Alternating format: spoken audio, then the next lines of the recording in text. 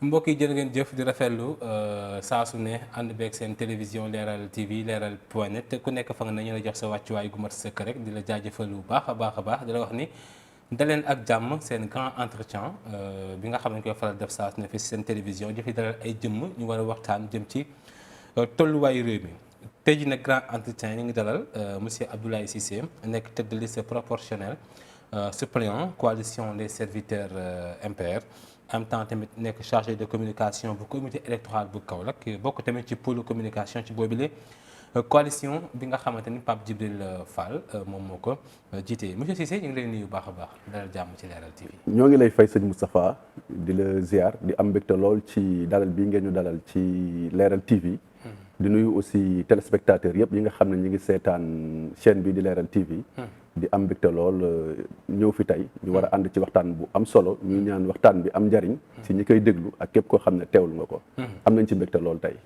macha allah d'accord monsieur Cissé d'abord sama laaj bu njëkk yow nga bokk ci coalition MPR bi nga xamante ni Pape Djibril Fall moom moo ko jiite d'abord ku xam Pape Djibril Fall miin ko loolu sax ci wàllu taskatu xibaar. ñu gis ko tey mu samp ndëndëm ci langue politique bi ngir fas yéene taataan kàddu askan bi d'abord sa impression jëm ci maanaam li mu jógee ci casquette taskatu xibaar daal di tàbbee ci langue politique bi. jërëjëf muy laaj bu am solo waaye laaj la boo xam ne laaj bu neex a tontu la ndax Pape Djibril Fall ni ko ñëpp xamee yaakaar naa ci presse lañ ko xam ci médias yi lañ ko xam mu nekk journaliste ñu formé ko sësti mu génn aussi am jaar-jaar ci wàllu profession boobu. waaye comme ni mu koy faral di waxee ci ay kàddoom di wax ne station bu mu mës a occupé rek damay xool lan moo fa njariñu askan wi ma koy wax. yaakaar naa ci jaar-jaaram ci télévision ñëpp loolu lañ seetlu ci moom gis nañ ne heure bu yëkkatee ay kàddu wax rek askan bi danañ ci gis seen bopp mu dem ba à un certain moment mu xam ni xëy na wax ji am na solo am na lu mën a soppi waaye nag suñu réew ni ñu ko tëggee dafa am li ñuy wax ay instances yoo xam ne fa la ñuy jëlee décision yi. tu vois boo nekk si devant les écrans de télévision di wax di kaas waaye souvent pour mu soppeeku xëy na dina yéex à un certain moment aussi mu jàpp ni pour mu soppeeku gi mu bëgg mën a am. il faut mu dugg ci langue politique bi donc loolu moo motivé Pape Djibril Fall à un certain moment askan bi si boppam déjà ñoo ko xamal ne ko li ngay wax am na solo gis nañ suñu bopp rawatina jeunes yi ñu xamal ko nag it ne ko sa candidature dinañ ko porter pour nga dem assemblée. yéen a porter candidature dañ porter candidature Pape Djibril fekk aussi moom aussi amoon na ci yéene ndax Pape Djibril ñu bari li ñu xamul dañ jàpp ne ku bees la ci politique waaye Pape Djibril yàgg na ci langue politique bi. Pape Djibril Fall man mii di wax ak yow maa nga xam ci FSD/BJ. en tant que militant. en tant que militant Front pour le socialisme et la démocratie Benno Jubal bi nga xam ne Cheikh Bamba Dièye moo ko jiite man ak moom en 2010 ñu nekkoon fa di fa militer donc du koo xam ne ni gan la ci langue politique bi xamoon na ko bi mu réussir concours sësti la jëloon ses activités politiques gelé ko daal dina concentré wu sur ses activités professionnelles liggéey ba am ci benn expérience bi à un certain moment aussi mu sentiraat la nécessité de revenir sur le terrain politique combat bi nga xam ne mi ngi ko doon mené en 2010 liggéey bi nga xam ne aussi liggéeyu journaliste est-ce que c'est pas prématuré teelul tabbi gu mu tabbi ci politique bi. waaw loolu kenn mënu wax ne teew na koo xam ne déjà 2010 est-ce que 2010 c'était déjà prématuré 2010 ak léegi yaakaar naa toll na si fukki at ak ñaar te 2010 fekk na ko ci terrain politique bi mu siy liggéey donc mu toogaat fukki at ak ñaar yoo xam ne def na si formation am génn na liggéey yàlla dimbale ko aussi ci fukki at ak ñaar yooyu mu def ay tournées yu bari ci biir Sénégal xëy na 2010 connaissance yi mu amoon c'était des connaissances théoriques sur la politique mais 2012 nag bi muy ñëw dafa am une connaissance pratique parce que yàlla daf ko dimbale mu nekk journaliste wër Sénégal bi mu nekkee journaliste aussi ay kàddoom yu am solo tax fu nekk ci Sénégal di ko fa daan invité muy dem di fa def ay waxtaan yooyu muy def daan na ko permettre muy dem di saafonte ak sénégalais yi di xam seen jafe-jafe di ko gëstu di ko saytu bu demee ci télé yi li muy wax ñëpp xam ne li muy wax dañ see mën a teg baaraam à un certain moment aussi mu xam ni wax ji rek du doy comme suñu réew li ñu ko tëggee dafa am instance yoo xam ne décision yu mag yi fa lañ koy jëlee mu jàpp ne taxawaay bii ma am ci télé bi kat am na solo waaye yaakaar naa bu ma yeggee ci fa nga xam ne fa la ñuy jëlee décision yu mag yi su boobaa yaakaar naa dina gën a mën a am soppiku yi nga xam ne moom am na yéene def ko. kon ba muy wax ci télé yi amoon yéene maanaam tàbbi ci politique maanaam loolu bokkul lu waral muy mel na kuy défendre askan bi. bon politique bi comme ni ma ko waxee duggoon na ci bu yàgg waaye dafa demoon ba à un certain moment mu jàpp ni xëy na nekkatul priorité am na leneen loo xam ne mooy priorité mooy jàngam déjà mu def formation ba mu jeex dem liggéey uti expérience. bi mu demee ba liggéey uti expérience teewul li mu doon wax Pape Djibril ku ko xam ne c'est un homme de principe et de valeur man ba ma xamee léegi toll na si fukki at ak ñaar te ci loolu laa ko mës a xam ci cohérence bi nga xam ne ci la nekk ba muy wax ci télé yi moom day wax ne mbir bu amee ñaar rek laa ciy xool fan la dëgg ji féete lan moo ci njariñu askan bi fi dëgg ji féetee fa laay nekk la cay njariñu askan bi laa ciy wax su ma laajee nag gis ni xëy na am na dëgg waaye askan bi amu ci njariñ it ma wax la cay dëgg ja la ca des ma teg ko ci suuf donc moom ci dynamique boobu la nekk ci dynamique boobu la doon dox ba tey mu dem à un certain moment 2022 élection législative jot mu jàpp ne kat mbir yi war na mën a soppeeku waaye soppeeku gi fa muy amee mooy assemblée nationale mu déclarer sa candidature pour combat boobu nga xam ne mi ngi ko doon def sur le terrain de la presse mu mën ko yeggale nag cette fois-ci sur le terrain vraiment de la politique. voilà monsieur Cissé gis nañu yaa ngi koy wax sànq ci biir kaddu Pape Djibi maanaam taxawaay gi muy taxaw ci askan bi mais gis nañ fi par exemple jamono yi xew-xew yi fi amoon jëm ci manifestation yi dégg nañu mu yëkkati ay kaddu mel ni par exemple kuy ŋàññi forme de manifestation bi nga xam ne ñu ngi koy faral di nemmeeku fi ci réew mi boobulee kaddu sax juróon na ab polémique si ñenn ñi nekk ci opposition bi radicale bi d'abord est-ce que kaddu yooyu jàpp nga ni par exemple lu tax seen ancrage opposition bi xaw a des tuuti. waaw ñun suñu ancrage ci opposition bi dañ koy réitérer encore une fois ñun ci opposition bi lañ bokk benn adversaire politique lañ am mooy le régime actuel du président Macky Sall mais aussi benn interlocuteur dong lañ am du Macky Sall du coalition Benno Bokk Yaakaar du beneen coalition ñun benn interlocuteur lañ am c'est le peuple sénégalais. comme ni ñuy wax rek mbir nag bu xewee ñun dañoo ñeme dëgg te ragaluñ ko te duñ ko daw mukk nag. même bu fekkee ñëpp dañ tourner le dos contre ñu wala ñu wax ñu du tey dëgg ji bu ñu jàppee ne lii mooy dëgg rek dañuy continuer di si dem donc li nga xam ne moom la waxoon aussi ñu mën see jaaraat dafa wax ni la conquête ou la conservation du pouvoir warul tax kenn di oote à des actes de violence wala ay nit ay di si ñàkk seen i bakkan. ñoom woote wuñu acte de violence dañoo woote rek manifestation. waaw mais li mu wax dafa leer c'est-à-dire des deux côtés la parce que dañ naan si booy def science politique dañuy wax ni objectif bépp parti politique c'est la conquête ou la conservation du pouvoir ñi amagul ñooy conquérir le pouvoir ñi ko yor fas ko yéenee jàpp donc moom mu ne yor pouvoir pour ngëp ko rester fa wala bëgg pouvoir warul tax mukk ñu si woote loo xam ne nii mën naa jur tey loo xam ne du doon jàmm ndax day wax ne lépp lu dul jàmm rek jàmm ko gën ñun si logique boobu la ñuy dox te ba léegi nag loolu lañ gëm ni mën nañ uti pouvoir wala ñu denc pouvoir te violence du ci am ba tax na ñun tey si suñ tournée yi nga xam ne ñu ngi koy def ci Sénégal ci campagne bi. bala ñoo dem ci ñëwaat sa voilà. waaw léegi mais kàddu yooyu par exemple jur na. am na ñuy wax ne pourquoi manifestation yi opposition bi doon xeex yéen gisul leen ci. waaw manifestation yi opposition di xeex rek comme li ma wax ñun bu ñu leeree ne manifestation bi autorisé nañ ko mu leer nañu bu ñu demee jàmm moo fay am danañ ñu fa gis waaye bu ñu leeree ne manifestation bi kat autorisé wuñ ko te bu ñu demee mën naa am mu am ay débordement. su boobaa du ñu dem te duñ wax kenn na fa dem ndax ñun li ñuy wax rek suñu kudd jàmm la ràcc te jàmm la ñuy wut bëgg pouvoir wala xëcc pouvoir yi du tax mukk tey ñuy dem di jàmmaarloo ak ñi fi nekk ci wàllu xeex boo xam ne tey ay doomi jàmbur wala suñuy doom wala ñun mën nañ cee jëlee maanaam ay loraange loolu moom dañ koy éviter saa su nekk rek dañ koy éviter. yaa ngi koy wax sànq ci biir kàddu monsieur Cissé ku gis ki nga xamante moo di Pape Djibril Fall par exemple saa su ne mi ngi nekk côté askan bi mais gis nañ fi tamit leaderu Pastef seen diggante par exemple ak waa Pastef yi. ak tamit rawatina par exemple yaa Yewwi Askan Wi muy mel ni am na diggante yi nga xamante ni day mel ni ñoom dañ xaw a un peu beddi ci côté opposition bi nga jàppee boobule par exemple discrimination bi nga xam ne dañ ko mel ni daal dañ koy dund. waaw bon ñun de li ñuy faral di wax rek di nga fàttali mooy ñun ci opposition bi lañ bokk dañuy réitérer encore suñu ancrage dans l'opposition sénégalaise bu dee nag lu mel ne yeneen coalition yi fi nekk ñoom am nañ sañ-sañu kenn ku nañu jàppee la nañ la bëgg a jàppee waaye du tey ñun suñu ancrage ci opposition bi moom loolu leer na te bir na waaye nag suñu approche xëy na mën na bañ a bokk ak ñoom approche bi ñuy def ñun suñu approche dañ ne suñu opposition ci xam-xam lañ koy teg ci yar ak i teggin lépp loo xam ne xam-xam yar ak teggin da koy maye dinañ ko am lépp loo xam ne xam-xam yar ak i teggin da koy xañe ñun duñ ko am suñu opposition si noonu lañ ko fas yéene doxalee waaye tamit bëgg a bokk rek wala bëgg a ànd ak nit rek tax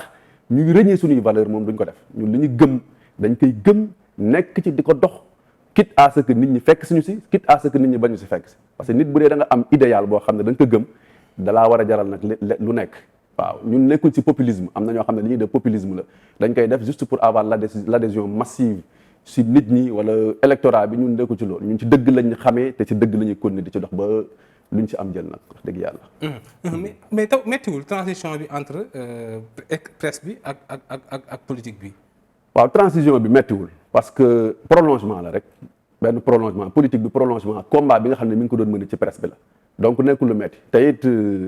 nekk na nit koo xam ne ku xam terrain la ku yàgg dem ci terrain la donc affaire bi moom xëy na ñi ko sori di ko gis de loin peut-être ñooy am gis-gis boobu waaye ñi nga xam ne yàgg nañ ànd ak moom xam ko bu baax xam nañ ni mbir mu yomb la te biñ demee ci sénégalais yi aussi xam nañ ni jox nañu nopp. te ñu ngi ñuy déglu bu baax a baax a baax a baax. si seen njëlbeenu tàmbali déggoon na fi benn coow bu dox seen diggante ak professeur Amsatou Sow Sidibé concernant par exemple ci wàllu parrainage yi am sax ñu ni dafa leen di jiiñ leen xaw a ay jël ay parrain moom loolu est-ce que coow loolu xawul un peu xaw a ñagas su fekkee da nga di commencer tàmbali quand même. waaw coow loolu moom comme li may wax rek fii nit ku fi jóg di nit ku baax aw yoon faw du ñàkk ay galgal yoo xam ne dina am faw du ñàkk ay jafe-jafe yoo xam ne dañ ko jànkonteel te loolu lu ndaw la dañoo jàpp ne li ci kanam moo gën a nar a metti fuuf waaye loolu moom yaakaar naa réglé nañ ko professeur Amsatou Sow Sidibé effectivement joxoon nañu ay parrainage mais biñ ko xoolee gis ne li ci ëpp ci parrainage yi kat baaxul wax dëgg yàlla séance tenante lañ ko woo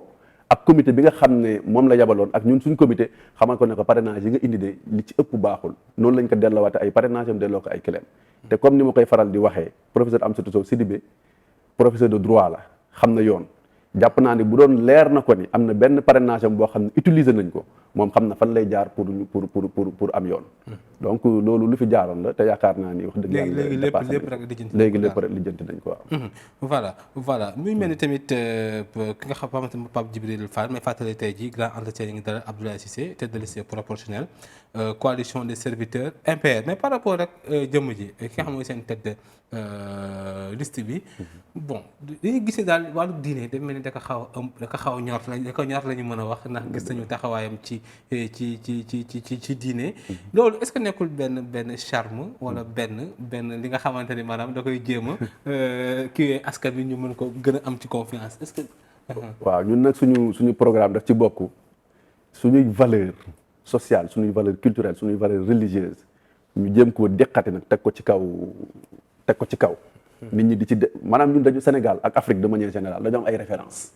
ñun dañoo am ay références yoo xam ni ñooñu la ñu war a jël di leen promouvoir rawatina contexte boo xam ne ñu ngi wax perte de modèle perte de repère perte de référence. moo tax booy xool Pape Djibril sax si ay discours am lu ci bari mag ñi nekk fii rek lay convoqué Cheikh Ahmad Tidiane Sy Al Maktoum Serigne Samba radiyallahu anhu maanaam ñun loolu lañ gëm te bu ñu ñëwee léegi suñu programme dinañ si xëy na gën si mën a yaatal. tey loolu ñi koy wax xëy na dañ koo desee xam bu baax waaye ñun ñi nga xam ne xam nañ Pape Djibril xam nañ ne ku fonk diine la ku am ay principe la ku am ay valeur la. parce que dafa am ñu fi jaar tamit doon mbubboo diine ji te or que ba ñu xoolee fa ñu terminé tamit loolu askan dañ ci am déception. waaw ñooñu nag duñu moom it du ñoom waaw ñooñu duñu moom it du ñoom moom li muy wax lu mu gëm la loo xam ne da koy dund la ñun ñi ko xam wax dëgg yàlla yàgg dund ak moom xam nañ ni ku fonk course la ku fonk diine la. ku fonk xasida yi la ku fonk njàngum alxuraan la nit nag c'est pas parce que da ngay politique tax nga ne samay yenn valeurs yi parce que dañ nekk dans un état laïque wala nangam que dama koy teg déedéet man li may wax rek ak lu mënti mel say valeurs ak say principe moom fexe ba na nga dee ak moom rawat na bu dee lu baax la kon loolu tey nekkul na fu war a ñëw ci champ politique bi rek tax mu soppi ko changer radicalement déedéet champ politique bi loolu moo ko xaw a yàq dañ koo jël bàyyee ko ñi nga xam ne xëy na seen ngëm-ngëm xaw naa des lu baree bari moo tax may faral di wax ne tey buñ dekkee ci politique bañ ne képp ku baax politique war na laa jomb waroo def politique kon ñu bon rek ñoo koy def damaa jàpp ne fi ñu toll nii dafa dañoo toll si jamono boo xam ne nit ñu baax ñi nga xam ne am nañ ay valeur am ay gëm-gëm raw na ñi nga xam ne dañuy am solo lool ci wàllu diine damaa jàpp ne leen dañoo war a dugg ci politique bu baax a baax yaakaar naa bari na tey ñuy ànd ak moom loolu xam nañ ko ci moom nekkul lu yees nekkul opération de charme nit ki nag dugg ci politique aussi warul tax say valeurs yi nga xam ne c'est des valeurs cardinales yu baax nit ñi xamee la ko wax dëgg yàlla nga ne parce que maa ngi ci politique rek que nga ni da ngay bàyyi sa valeur yooyu moo tax diine ji moom da cee saf ci sap te it suñu programme ñun daf ci bokk déjà bi ñu génnee rek def suñu déclaration de candidature li ñu njëkk a def mooy dañ dem ci chef religieux yi nekk Sénégal yépp kenn ku ci ne ñu dem nuyu la ziar saafonteeg yow wax la suñuy mébét waaw kon loolu muy def loo xam ne moom ci nature am la nekkul loo xam ne opération de charme la comme ni ñu koy waxee wala comme ni ko ñeneen ñi defee am ñu fi jaar tamit maanaam dañu boo diine ji te au finish gis nañu par exemple li ñu doon def méngoowul dara ak valeur diine waaw ñooñu nag moom comme ni ma koy waxee ñooñu moom du moom ñoom it duñu moom Pape Djibril moom wax dëgg yaakaar naa képp ku ko xam ci dëggu nga ko xam ci ay principe nga ko xam ci ay valeur nga ko xam ci fonk diine nga ko xam tey bu ñuy dem ci àll bi heure bu waxtu jotee ak lu ñu mënti jàpp dañuy gaare oto yi taxaw julli waxtu yi ba pare doo ko dem heure bu ñu war a demee ci visite ak lu mu xat tombeeg waxtu bi jot dañ naan na ñëpp tàkk li ñuy defoon ñu julli ba pare doo ko continuer loolu moom c'est sa nature yaakaar naa éducation yar biñ ko yar ak njàng mi nga xam ne dafa ko jàng alxuraan Pape Djibril dafa jàng alxuraan jàng ay xasida ñu tarbiye ko donc valeur yooyu moom dafa nekk ci moom donc nit ki nag la nga mel rek nga mën a wane noonu la mel noonu la mën a wane mënul wane leneen su wane woon leneen xëy na nit ñi ko xam yàgg koo pratiquer dana leen jaaxal xëy na nag ñi nga xamul peut-être di ko découvrir parce que Pape Djibril li tax ñu bëri si télé yi lañ ko daan gis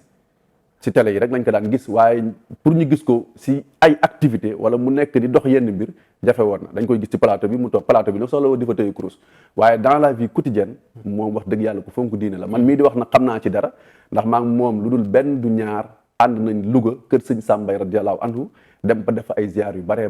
kon nit la ko fonk diine koo xam ne loolu c'est sa nature c'est son éducation. Voilà luñ par exemple ci wàllu programme bi hémicycle bi gis nañu par exemple da ngeen jàpp ne dafa am li nga xamante ne dafa manqué. ngeen ñëw ngir fas yéene koy yokk. par exemple ban état ngeen mën def wàllu assemblée nationale bi fu ñu toll nii ak yéen li nga xam ne ba doon duggee biir assemblée lan moo war a nekk seen yitte bi nga xamante ne daal jàpp ne moo la fa nekkee di ngeen mën a saafara jafe-jafe askan bi. waaw assemblée nationale moom yaakaar naa ñëpp xam nañ ni dox bi des na bu baax a baax sax. moo tax booy xool programme de campagne ñëpp li ñuy promettre lan mooy lan une assemblée de rupture cela veut dire que kon am na lu fi nekk loo xam ne doxul par exemple institution bu doon ne assemblée nationale tey nga xam ni ñëpp moo leen di voter seen budget muy ministères yi muy yeneen institution yi nga xam ne ñoo fi nekk moo leen di voter seen budget te budget assemblée nationale kenn xamu ko yaakaar naa loolu benn nébuleuse la boo xam ni lu mat a leeral la ñun nag suñu programme bokk na ci bu ñu demee dinañ fexe ba nit ñi di xam exactement lan mooy budget assemblée nationale assemblée nationale aussi ni muy doxee des na lu bari ci règlement intérieur bi ñun am nañ ci ay propositions yoo xam ni incha allah bu ñu yeggee yoo xam ne bëgg nañ ko def lu mel ne tey groupe parlementaire yi gis nañ ni niñ leen critères yi ñu teg pour former groupe parlementaire dafa xaw a diis par exemple bu dee assemblée ne 165 députés la pour nga am groupe parlementaire il faut nga am 1/10 moo tax souvent da ngay gis ñaari groupe parlementaire moo fa am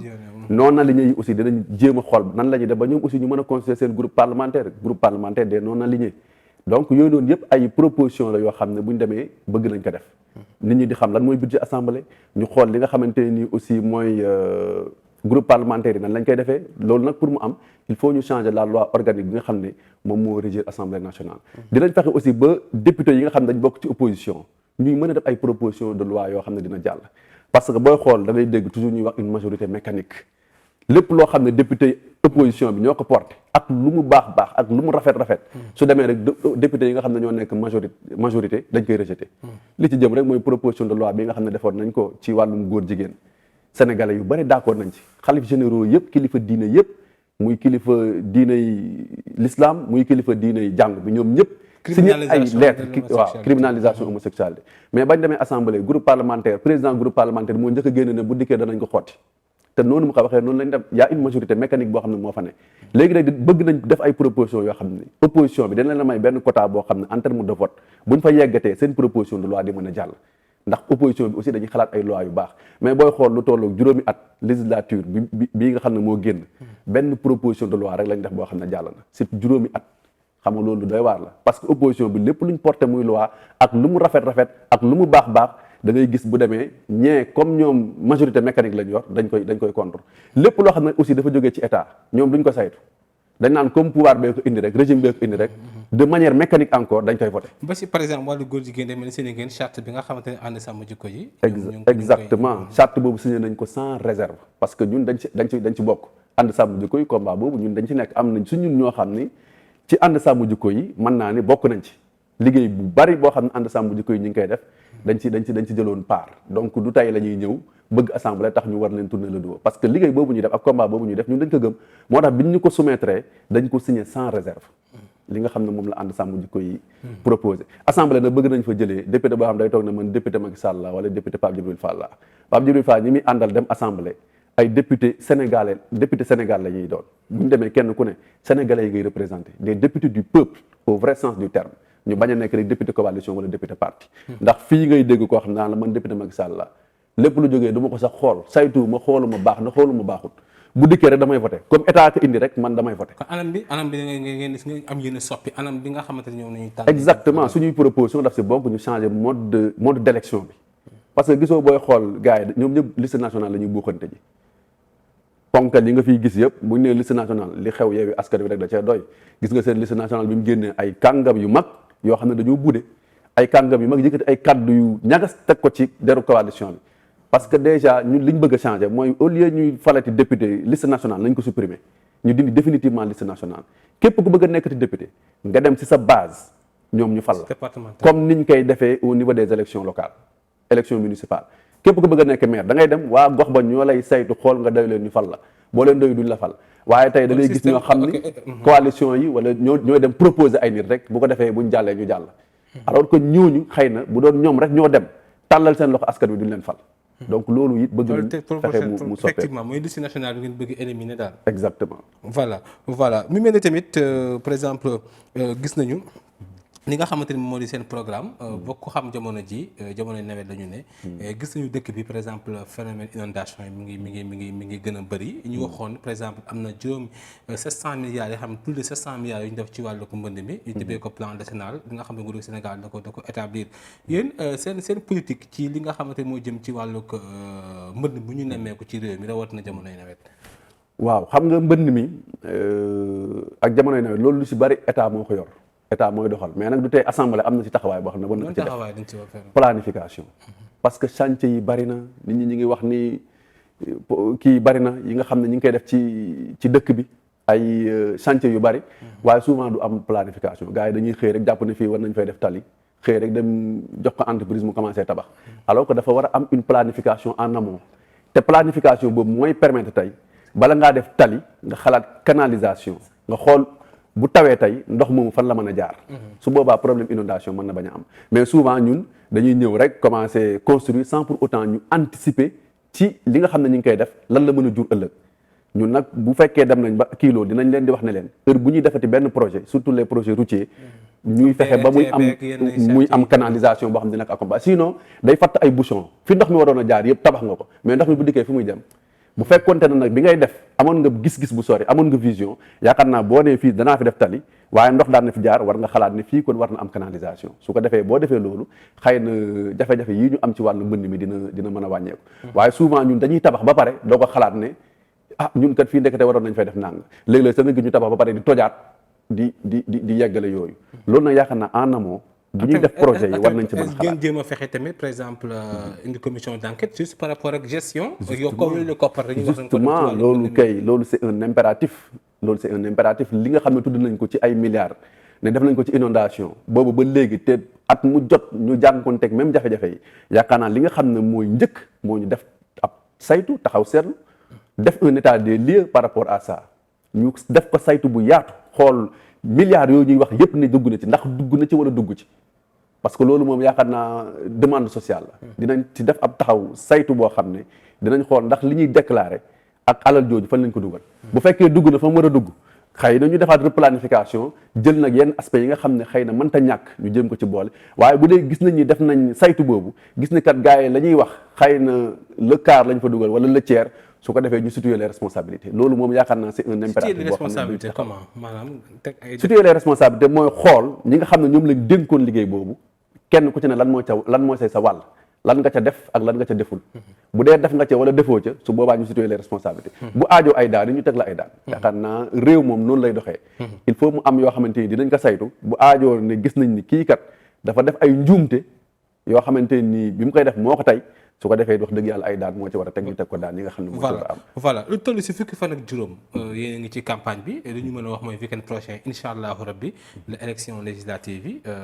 donc d'abord boo ñu defal benn xayma bilan à mi-parcours seen campagne ban bilan ngeen ko mën a defal bi nga xam ak fi mu ne sillonné bi ngeen di sillonné Sénégal waaw wax dëgg yàlla bi campagne bi tàmbalee ba léegi def nañ tournée ñun nag moom comme ni ñu koy faral di waxee comme mooy taxu koo bari li waa ji di wax daal ne quand on a les moyens on organise quand on n'a pas les moyens on s'organise nous on essaie vraiment de s'organiser pour jéem a atteindre suñu objectif moo tax dañ mettre le focus rek sur les visites de proximité ak les porte à porte bañ commencé campagne ba léegi daanaka. ci def leen ay caravane. ñun defuñu ay meeting mais ñi ngi def caravane. mais caravane yi mi ngi noonu buñ demee ci dëkk bi dinañ wër def caravane wax ak nit ñi dem auprès de la population déglu leen dégluwaat leen sax laay wax ndax yàgg nañoo dem di leen déglu di saytu seen i jafe-jafe waaye dégluwaat leen ak ñi ñu àndal ak suñuy technicien parce que ñun suñu caravane particularité bi mu am mooy loolu. dafa am ay borom xam-xam yoo xam ne dañoo ànd ak ñoom ci fànn yu bari nag am na ñoo xam ne science politique lañ def am na ñoo xam ne wàllum assainissement lañ jàng kenn ku nekk daal pàcc am na ñoo xam ne sociologie lañ def donc pàcc bu nekk rek am nañ ci ay borom xam-xam yoo xam ne ñoom lañ àndal bu ñu demee nag loolu nit ñi di wax askan wi di wax ñu koy jël di ko saytu su ko defee heure bu ñu demee assemblée mën koo yeggee mën see def ay propositions concrètes moo tax booy xool ñun li gars yi di wax ay projet de législature def nañ benn profession de foi maanaam waat nañ ci kanam askan wi ne leen bu ñu demee seen i jàmbat ak seen soxla incha allah danañ ci taxaw suñ kéemtalaay kattan loolu mooy profession de foi bi ñu def mais projet bi ñuy war a yóbbu nag li ñuy déglu askan bi nii buñ paree dinañ tëgg projet boo xam ne dinañ xam ne ñun lii moo war a nekk suñu xeex assemblée au delà nag de changement yi nga xam ne wax nañ ko ak au delà de programme bi nga xam ne amagum nañ ko lu jëm tey lu mel ne ci wàllu taux usurier yi nga xam ne dafa am ci banques yi bëgg nañ ci teg benn commission d'enquête ñu xool banques yi ñoom fan lañ teg askan bi lu tax ñuy teg askan yi métti ak yeneen projet yoo xam ne am nañ ko mais projet yi nga xam ne day jógee ci population yi moom ñu ngi ciy taxaw di ci gëstu te loolu particularité bi ci suñ coalition am aussi mooy ñun dañoo nekk coalition boo xam ne ñoo ànd ak mouvement national des artisans et alliés du Sénégal nga xam ne artisans yi souvent ils sont laissés en rade dans les politiques publiques dans les politiques de développement doon lañ fi dégg lu ñuy wax ay commandes publiques ne danañ am pourcentage 15% boo xam ne dañ koy jox les artisans locaux mais loolu jusqu'à présent ci ay kaddu la yem bu ñu demee assemblée dinañ fexe ba loolu nga xam ne diggee woon nañ ko ñu mën koo matal am na lu ñuy wax la déclaration d'Abuja bi amoon aussi en 2001 ñu waxoon ne budget ministère de la santé dinañ ko fexe ba lu mu néew ci budget national mu yegg 15% loolu aussi ay projet la yoo xam ne ñun bu ñu dem assemblée porté nañ ko dañ koy yóbbu bokkul ak projet yi nga xam ne nag ci population bi lay jógee waaye bilan bi nga xam ne daal mën nañ ko def ci campagne bi mooy fépp fu ñu dem gis na ni nit ñi accueillir nañ ñu nit ñi déglu nañ ñu nit ñi am nañ yaakaar ak cofeel ci Pape Djibril Fall te jàpp nañ loolu moo tax ñu on parle de majorité silencieuse y a une c'est ça y a une majorité bruyante boo xam ne ñu ngi wax di coow ñun on est avec la majorité silencieuse bu ñu demee dinañ ñu déglu dinañ ñu dalal dinañ ñu may no explique que département yëpp yéen daju leen fa waaw loolu xam nga suñu déclaration de candidature dañ ko xaw a yéex a def ndax ñu ngi ko def le 22 mai ñu waroon clôturer le 6 donc 2 semaines rek la ñu amoon donc techniquement te defar ay liste dafa jafe booy xool ñaari coalition yi fi gën a mag yëpp dañ am problème liste ñun nag pour bañoon am jafe-jafe boobu te aussi li ñuy wax dañuy bañ am bët boo xam ne moo ëpp suñu bët bu rëy ba lekk gi bari nga yaakaar ne lii yëpp mën nga koo jeexal te mën nga koo jeexal moo tax on a été vraiment très réaliste ñu xool bërëb yi nga xam ne bu ñu fa demee war nañ faa mën a am dara on a mis le focus foofu bañ ci def benn fët bañ ci def benn erreur ñu dem si juróom-ñetti département fa lañ dem nañ si juróom-ñetti département yoo xam ne jàpp nañ ne aussi mën nañ faa am dara waaye nag teewu si liste nationale moom fépp fu liste nationale yi dem dina fa yegg donc loolu mooy li nga xamante nii moo waral ku xam campagne xam moyen jumtukaay yi fa ngeen ko jëlee ba mën a def ay caravane ay yu ni mel waaw jumtukaay yi déjà am na benn cagnotte boo xam ne lancé woon nañ ko ñu dajale fa daanaka lu toll ci 5 millions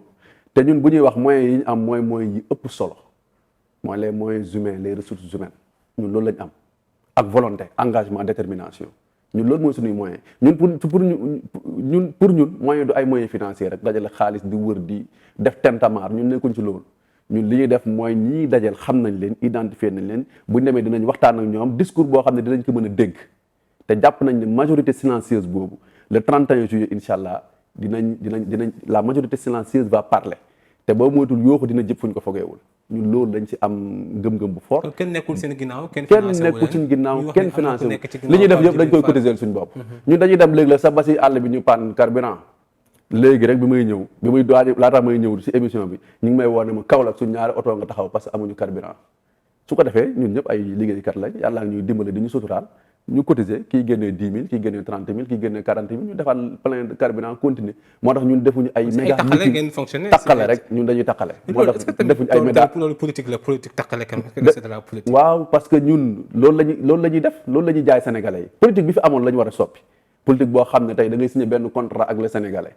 souvent loolu moo amoon booy ñëw tu amènes les moyens indi xaalis bu bëri tuur ko sénégalais yi ne leen nag jox naa leen sama xaalis votel leen ma suñ la votelee après 5 ans lañ lay gisaat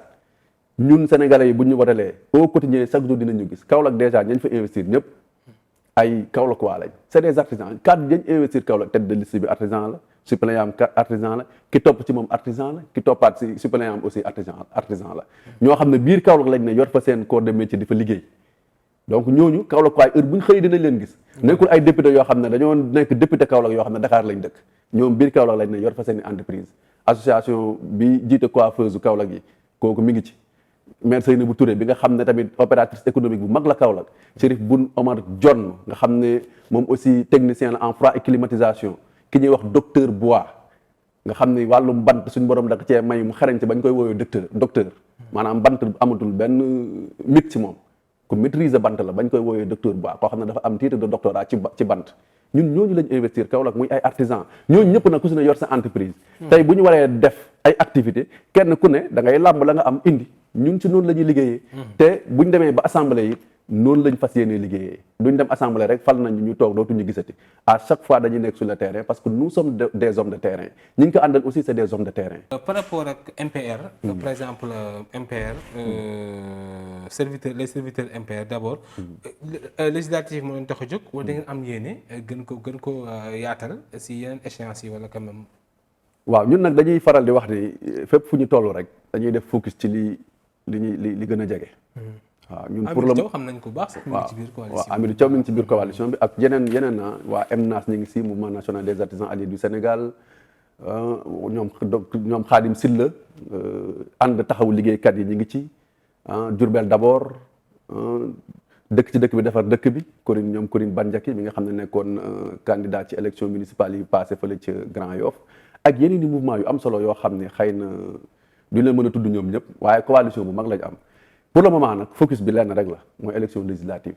xëy na ñi nga xam ne ñoom ñoo am ambition dem defi 3e mandat wala leneen ñoom peut-être législative yi nattukaay la si ñoom ñu xool ndax dinañu war a mën a def forcing boobu wala déet waaye ñun moom benn objectif lañ am benn ambition lañ am fi ñu toll mooy fexe ba teewal askan bi fële nga xam ne mooy assemblée nationale liggéey boobu tëj seen bull ci opposition bi leen soxlaa. non ñun ci opposition bi lañ bokk. te dañ jàpp ne buñ demoon assemblée tamit. que coalition phare yi nekk ci opposition bi. effectivement ñooñu suñuy allié lañ ñun contre leen c'est-à-dire approche yi moo bokkul rek kenn ku nekk sa approche ñoom am na nu ñuy doxalee ne nii lañ gisee ñun aussi ñu am na ñuy doxalee ne nii lañ gisee mais ñun dañuy réitérer encore une fois notre ancrage dans l'opposition ñun ci opposition bi lañ bokk. te dañuy taxaw fas yéene xeex aussi. li nga xamante ni régime bii fi nekk am na ko yéene muy dem defi 3e mandat pour élection présidentielle loolu moom ñun suñu tànk tubéy lañ ci xaar lépp luñ mën a def pour empêcher ko dinañ ko def muy assemblée nationale muy sur le terrain aussi politique bi nga xam ne moo nekk Sénégal. lépp loo xam ne laaj na ko pour ñu barrer la route à ce régime actuel incha allah dinañ ko def. kon kenn dàqul prochaine manifestation bu amee bu weesu ci législative dañ mën a wax 3e mandat leen mel lépp da ngeen ci saf-saf. waaw tant que manifestation bi daal autorisé nañ ko. ñëpp ànd nañ ci d'accord mu leer nañu du am benn débordement ku ñu fa dëgg nañu massa ku ñu fa seet di nga ñu fa fekk parce que ñun ci opposition bi lañ bokk saa dañ koy déclarer encore une fois mën a toll tamit manifestation ñu ko autorisé yi nga xamante ne du ko tax a jóg mooy kaas wala dara. waaw xam nga li ñuy wax autorité publique bi xëy na moom li ñu koy faral di wax am na information yoo xam ne amoo ko te ñun nag nous sommes des légalistes dañuy bëgg di tegu ci yoon buñ gisee ni déclaration la ñu war a def mais buñ déclaré jox ko préfet mu xool xam ni kat xëy na lii buñ ko defee mën naa jur leneen wala même mu xam ne sax buñ ko defee du jur leneen waaye tere na ko ñun ñu xam ne buñ demee kat dinañ mettre en danger ay vie doomu aadama données citoyen su boobaa wax dëgg yàlla ñun dañuy dëppoo mais duñ def forcing mukk duñ xeex te biñ demee Kaolack rencontré kilifa gu mag googu di Cheikh Mahi Niass loolu la ñuy wax danañu administration dafa am lu mu moom day leen fexe di ko jox lu mu moom bu fekkee tey da ngeen bëgg a def dara mu tere ko bàyyi leen da leen fexe di dëppoo toujours ak moom loolu du leen teree am li ngeen war a am du leen teree jot li ngeen war a jot ñoom aussi interdiction yooyu ñu def du tax li ñu war a ñàkk ñu ñàkk ko du taxee li ñu war a am ñu am ko kaddu yooyu nga xam ne kilifa googu dénk nañu ko nag ñun dañoo fas yéene dëppoo ak moom duñ dem mukk ne dañuy jàmmaarloo ak moom jàmmaarloo boo xam ne tey comme nam ñu ko waxee bu ngeen jàmmaarloo moom ak moom it boo moytu la cay tooy si yéen rek lay jógee kon nag dee leen moytu loolu yenn opposition yi di wax administration territoriale dafa politique am na ñuy wax ay kaddu ko teg ci ndodd administration territoriale. waaw administration territoriale moom administration territoriale la ndax dafa politique ndax politiqueul en tout cas ñun respecté nañ leen jox nañ leen cër waaw tey duñ leen xalam mukk parce que administration territoriale boobu c'est des fonctionnaires de l'État bu fekkee am na si ñu politique ñoom loolu ñoom la concerné waaye li leen war a leer rek mooy li leen di fay xaalis bi leen di fay askan wi leen ko jox te ñoom toujours si côté askan wi lañ war a nekk. toujours si côté askan wi lañ war a nekk waruñ nanga kenn di ko politiser waruñ nanga kenn di leen takkal ay œillères di leen xolloo fii wala di leen xolloo fee. wax dëgg yàlla mais nag loolu boo gisee mu am aussi mooy pouvoir bi niñ ko organiser Sénégal moo doy waar. daanaka administration territoriale aussi seen i avancement seen i yu bari day dépendre ci impression yi nga xam ne régime bi moom la am ak tamit régime bi daal ni mu lay gisee. lam lay sant def nga ko lam lay sant defoo ko xëy na ci loolu lay dépendre ba tax na ñu bari xëy na ci mais nag am na ci ñoo xam ne moom gis naa ci koo xam ne c'est un juge constitutionnel nekkoon na ko fi benn jotaay bu ñu mës a am maa ngi moom mu ne boo gisee li tax ma yéex a ñëw Sénégal dem naa ba màgget daanaka bay waaj a retraité ñu doog ma indi Dakar ci àll bi rek lañ ma doon sànni parce que damaa mës a nekk bañkat musuma nangu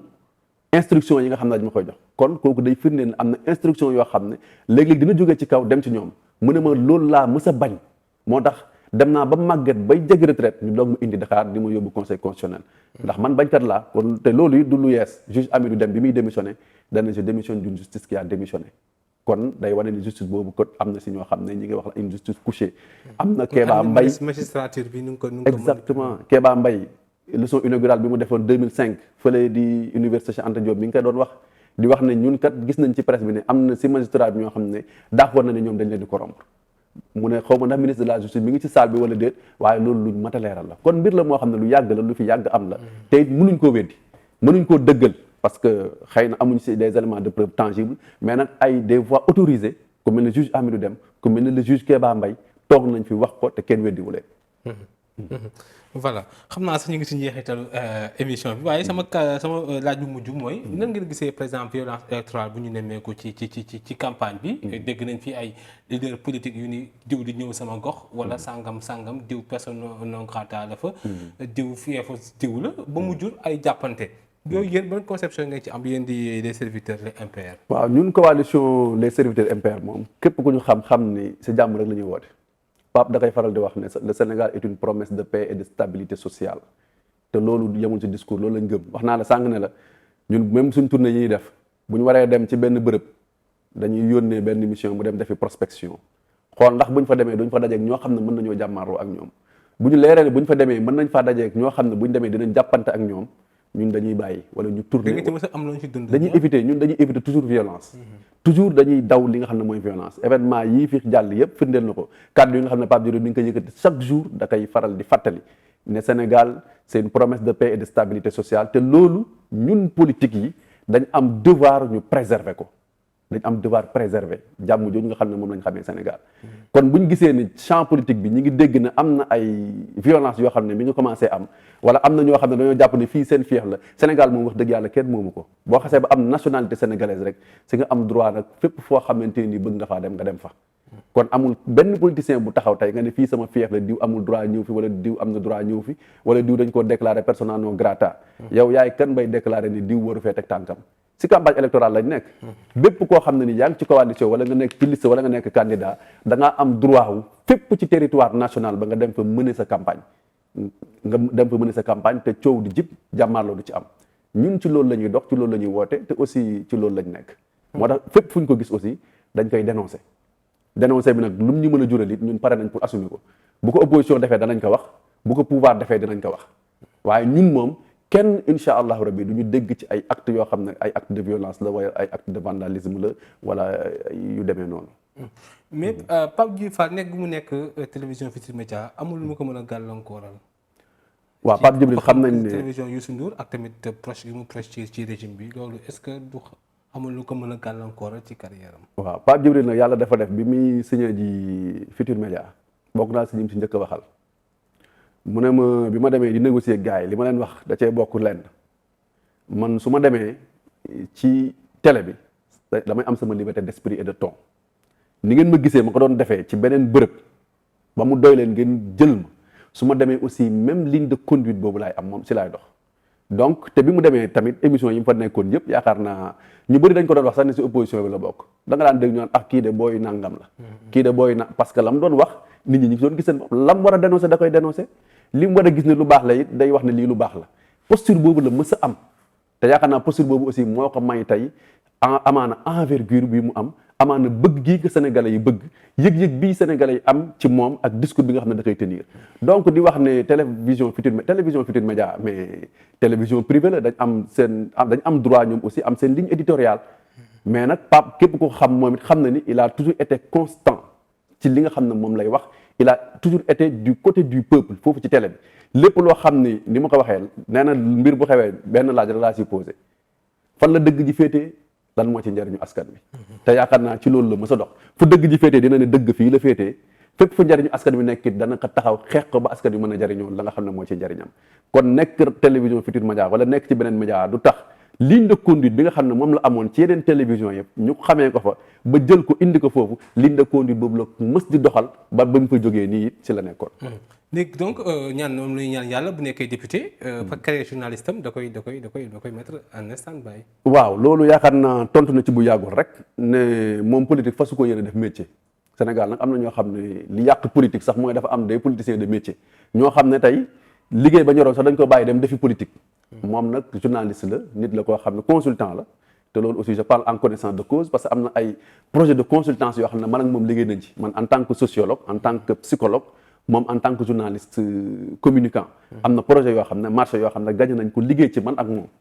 ci wàllu communication kon journalisme bi loolu profession la loolu du dëj mooy li nga xam ne moo koy caractériser ba keroog ba mu fi jógee journaliste lay continuer di doon ndax bu demee député dina teg carrière boobu wala du ko teg bu tey buñ ko falee xëy na dina ne damay consacrer wu essentiellement exclusivement ci njariñu askan bi ci assemblée dem saytu ji gëstu ji xëy na loolu du ko mën a boole ak métier journalisme am